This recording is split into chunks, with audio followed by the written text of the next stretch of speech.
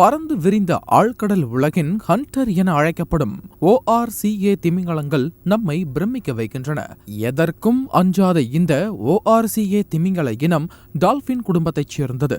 இதில் நன்கு வளர்ந்த திமிங்கலங்கள் 30 அடி நீளம் மற்றும் 10 டன் எடை வரை இருக்கும். இவை மற்ற டால்பின்களில் இருந்து முற்றிலும் மாறுபட்ட வடிவத்தை கொண்டுள்ளன.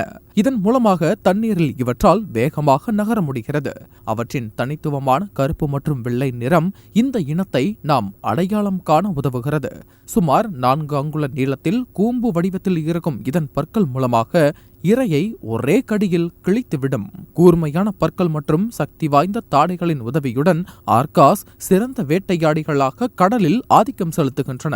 மீன்கள், ஸ்குவிட்கள், சுறாக்கள், கடல் சிங்கங்கள் மற்றும் பெரிய திமிங்கலங்கள் என பல வகையான உயிரினங்களை மிகவும் திறமையாக ஆர்காஸ் வேட்டையாடும். அவை தங்களின் கூட்டாக வேட்டையாடும் நுட்பங்களுக்கு பெயர் பெற்றவை. இந்த நுட்பத்தில் வெற்றி வாய்ப்புகள் அதிகம் என்பதால் எப்போதும் கூட்டமாக சென்றுதான் இவை வேட்டையாடும். வேட்டையாடுவதில் ஒவ்வொரு ஆர்காவும் குறிப்பிடத்தக்க அங்கம் வகிக்கும்.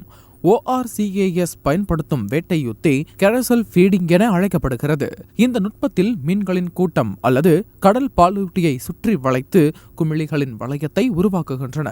இதனால் திசை திருப்பப்படும் இரை மேற்பரப்பை நோக்கி நகர்ந்து செல்வதால் அங்கே அவற்றை எளிதாக ஆர்காஸ் வேட்டையாடுகின்றன.